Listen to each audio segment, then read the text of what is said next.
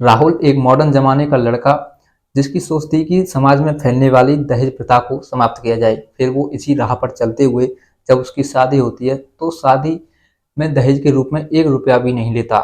दोस्तों, उसकी शादी बड़े धूमधाम से होती है, लेकिन शादी के 6 महीने बाद ही उसका तलाक भी हो जाता है और जो उसकी पत्नी होती है वो उस पर दहेज लेने का आरोप लगा करके उससे हर्जाने के रूप में 11 लाख रुपए वसूलती है। फिर वो लड़का जो कि समाज में फैलने वाली दहेज प्रथाओं कुरीतियों को समाप्त करना चाहता था, वो इन्हीं कुरीतियों का शिकार भी हो जाता है। फिर वो अपनी पत्नी से बदला लेने के लिए इतनी जी तोड़ मेहनत करता है कि उसे वो उसका सबक सिखाता है। नमस्कार, प्रणाम। क्राइम वार्ता के इस नए अध्याय में, नई कहानी में आपका फिर से स्वागत है। आज एक ऐसी सच्ची घटना, सच्ची कहानी जिसे सुनने के बाद आपका दिल जरूर पसीज जाएगा। आपका जो दूसरों के प्रति हेल्प करने का जो इरादा है वो शायद टूट जाएगा, लेकिन आपको दोस्तों ऐसा करना नहीं है। तो इसी कहानी के माध्यम से मैं आपको ये बताने की कोशिश करूंगा। लेकिन अगर चैनल पर पहली बार आए तो चैनल को सब्सक्राइब कर दीजिए और वीडियो को कमेंट शेयर भी कर दीजिए, जिससे कि वीडियो और लोगों तक पहुंचे। दोस्तों, संजना राठौर जो कि पुलिस में दरोगा है और उसका जो बाप है उसकी शादी के लिए रिश्ते ढूंढ रहा होता है। तभी उसका बाप एक मीडिएटर से मिलता है, बिचौलिए से मिलता है। फिर बिचौलिया उसे एक लड़के का नाम बताता है, बोलता है कि फलाने गांव में फलाना लड़का है और यूपीएससी की तैयारी कर रहा है और पढ़ा लिखा है, ब्रिलियंट है, होशियार है। जल्द ही वो आईएएस या आईपीएस या यूपीएससी में किसी भी रैंक पर 100% चला जाएगा। दोस्तों, फिर संजना राठौर का बाप उस लड़के के पास जाता है, उसे देखता है, उसे बातचीत करता है तो लड़का उसे पसंद आ जाता है। लड़के के माता पिता से बात करता है कि दहेज में क्या क्या चाहिए। तो राहुल अपने होने वाले ससुर के सामने ही बोल देता है कि हमें 1 रुपया भी दहेज के रूप में नहीं चाहिए, हमें केवल आपकी बेटी से शादी करनी है। दोस्तों, राहुल की बातों को सुनने के बाद में संजना का बाप खुश हो जाता है और फिर बड़े ही धूमधाम के साथ राहुल और संजना राठौर की शादी हो जाती है। दोस्तों, शादी के बाद में संजना राठौर और राहुल हंसी हंसी खुशी खुशी रहते हैं। संजना राठौर जिसका जो कार्यकाल था दरोगा का वो अच्छी तरह चलता है। सुबह 8:30 बजे ड्यूटी पर जाना और शाम को 6 बजे घर पर आना। इधर राहुल यूपीएससी की तैयारी करता है और जी तोड़ मेहनत करता है। उसका एक उद्देश्य था कि वो सरकारी अफसर बनेगा, डीएम, डीएसपी, आईपीएस कुछ न कुछ बनकर की रहेगा। दोस्तों, इस तरह से वो जी तोड़ मेहनत करता है।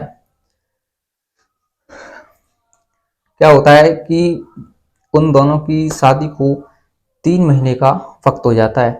3 महीने के बाद में राहुल का यूपीएससी का पेपर आता है। वो यूपीएससी का एग्जाम देता है और एग्जाम देने के कुछ महीनों के बाद ही, 1-1.5 महीने के बाद ही उसका रिजल्ट भी आ जाता है। लेकिन दोस्तों, रिजल्ट में उसे निराशा हाथ लगती है, वो फेल हो जाता है, जिससे उसे बहुत दुख होता है। और जो उसकी पत्नी संजना राठौर होती है उसे भी बहुत अधिक दुख होता है और उसे बहुत अधिक गुस्सा भी आता है राहुल पर। राहुल को वो खोड़ी खटी सुनाती है कि तुम मेहनत नहीं करते हो, मोबाइल में ही दिन रात घुसे रहते हो। अगर तुमने मेहनत की होती तो रिजल्ट तुम्हारे हाथ में होता और तुम 100% पास हो जाते। दोस्तों, वो कहते हैं ना कि एक तो करेला ऊपर से नीम चढ़ा। एक तो राहुल प्रॉब्लम में था, उसने जी तोड़ मेहनत की थी और वो एग्जाम को क्लियर नहीं कर पाया था।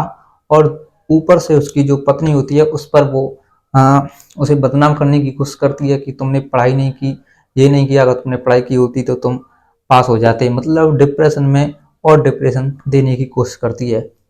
राहुल अपनी पत्नी से कुछ भी नहीं कहता क्योंकि वो डिप्रेशन में था। ऐसे ही दोस्तों फिर चलता है, राहुल पढ़ाई लिखाई अपनी करता है। इधर जो संजना राठौर होती है वो थाने में ही अपने सीनियर एसएचओ के साथ प्रेम प्रसंग में आ जाती है। ऐसे ही चलता रहता है। एक दिन क्या होता है कि राहुल लाइब्रेरी जाता है पढ़ने के लिए। तो लाइब्रेरी से जब वो लौट रहा होता है तो वो एसएचओ और अपनी पत्नी संजना राठौर को प्रेम प्रसंग में चरित्रहीनता का दृश्य करते हुए देख लेता है, जिससे राहुल को बहुत बुरा लगता है और वो आग बबूला हो जाता है, गुस्से में हो जाता है।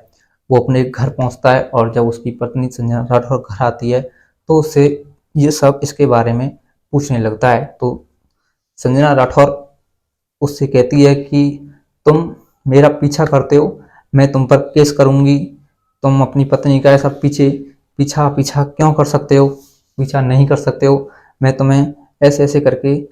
तो दोस्तों वो मतलब उसे पूरी तरह से धमकाने की कोशिश करती है। अब दोस्तों राहुल एक यूपीएससी का स्टूडेंट था, उसे सब कुछ पता था कि क्या करना है और क्या नहीं करना है।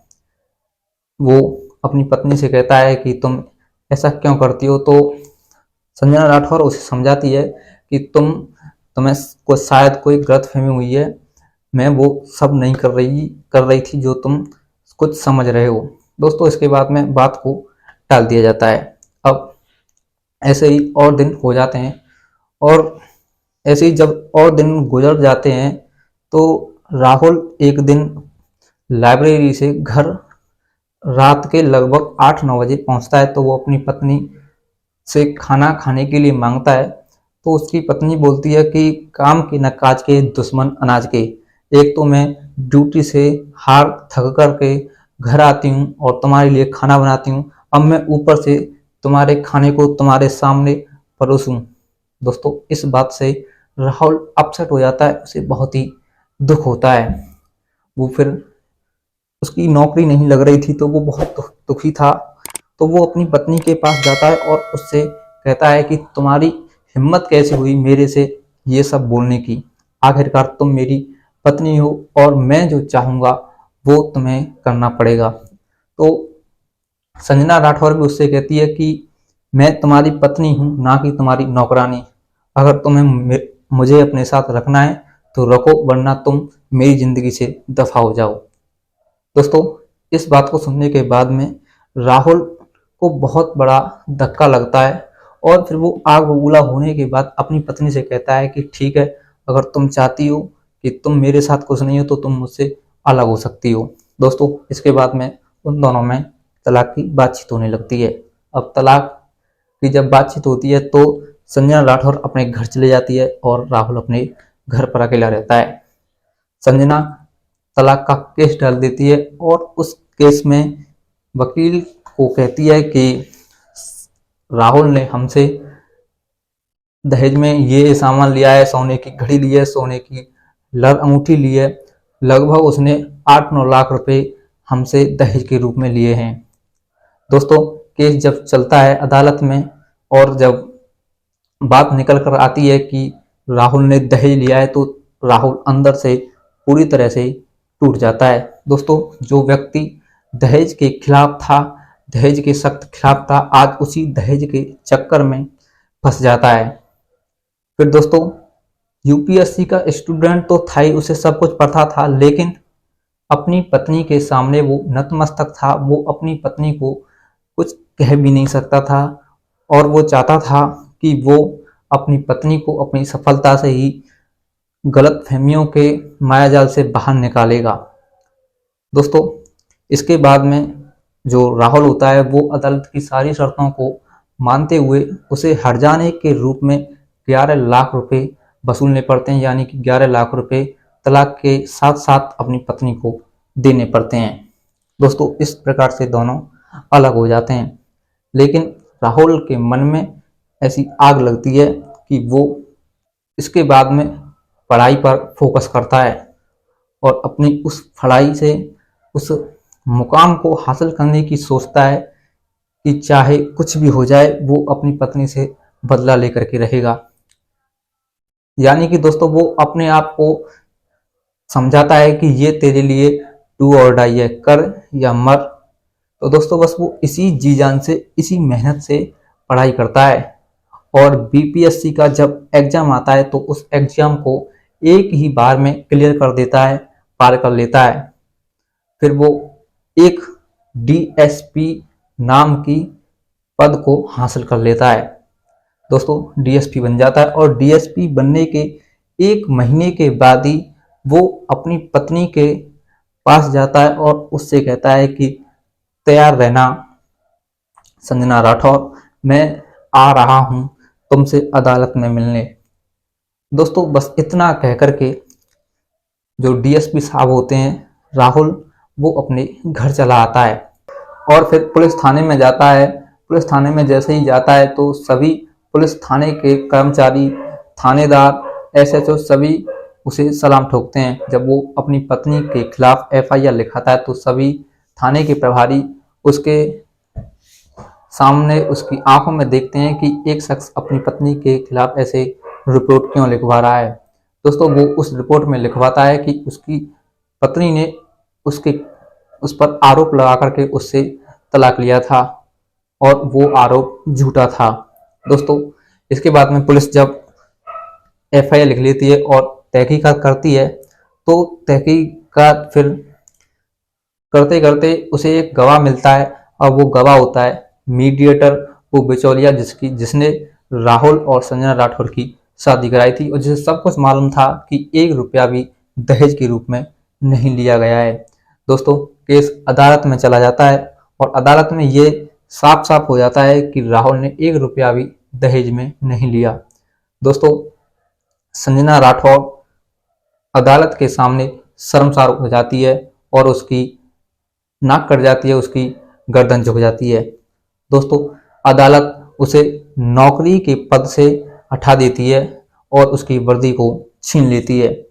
दोस्तों अब संजना राठौर को समझ आ चुका था जो उसने किया वो वास्तव में गलत किया था। अब अदालत के बाहर दोनों की मुलाकात एक दूसरे से होती है और उस मुलाकात में जो दरोगा संजना राठौर होती है वो डीएसपी शहर जो राहुल उसका पति था उससे माफी मांगने लगती है। राहुल उससे कहता है कि तुमने जो मेरे साथ किया था उसकी सजा तुम्हें इससे भी बढ़कर मिलनी चाहिए। तो संजना राठौर उससे कहती है कि ऐसा मैंने क्या गुनाह किया था। तो राहुल उसे समझाता है कि तुम्हारा गुनाह ये नहीं था कि तुम्हारा जो प्रेम प्रसंग था वो एसएचओ के साथ था और तुम्हारा गुनाह ये भी नहीं था कि तुमने मुझसे तलाक लिया और तुम्हारा गुनाह ये भी नहीं था कि तुमने मुझसे 11 लाख रुपए लिए। तुम्हारा गुनाह ये था कि तुमने मुझ पर झूठा इल्जाम लगा करके मुझसे 11 लाख रुपए लिए। मैं इन समाज की कुरीतियों को दूर फैलाना चाहता था और तुमने इन्हीं कुरीतियों में मुझे फंसा दिया, इसीलिए मैंने तुमसे बदला लिया। दोस्तों फिर इसके बाद में पुलिस संजना राठौर को ले जाती है क्योंकि दोस्तों उस पर उसकी वर्दी छीनने के साथ साथ 6 महीने की भी सजा होती है। तो दोस्तों कैसी लगी ये कहानी? अगर कहानी अच्छी लगी हो तो वीडियो को लाइक कर दीजिए और चैनल पर अगर पहली बार आए हैं, अगर चैनल पर पहली बार विजिट कर रहे हैं तो चैनल को भी सब्सक्राइब कर लीजिए। चलिए दोस्तों मिलता हूँ अगली ऐसी सच्ची घटना के साथ साथ। तो इस कहानी के साथ आपसे केवल यही कहना चाहूंगा कि जो जुनून और बदले की आग लगभग सेम होती है, एक जैसी होती है, लेकिन इनका जो उद्देश्य होता है वो अलग अलग होता है। जुनून आपको एक ऐसी बुलंदी पर लेकर के जाता है जहां आपकी रिस्पेक्ट होती है और बदले की आग आपको एक ऐसे मुकाम पर ला करके छोड़ देती है, ले जा करके छोड़ती है जहां आपकी बेइज्जती, 4 लोग आपकी बेइज्जती करते हैं और 4 लोग आपकी प्रशंसा करते हैं, क्योंकि आप जिससे बदला लेना चाह रहे हैं आप उसके साथ खिलवाड़ करते हैं। तो आप ऐसा ना करें, केवल आप उसके सामने जाकर के उसे ऐसे डराइए कि वो पिघल जाए और गलत काम ना करे। तो दोस्तों अगर कहानी अच्छी लगी हो और आपको ये मोटिवेशन अच्छा लगा हो तो वीडियो को लाइक कर दीजिए। चलिए दोस्तों मिलता हूँ अगली ऐसी सच्ची घटना के साथ, तब तक के लिए जय हिंद, जय भारत।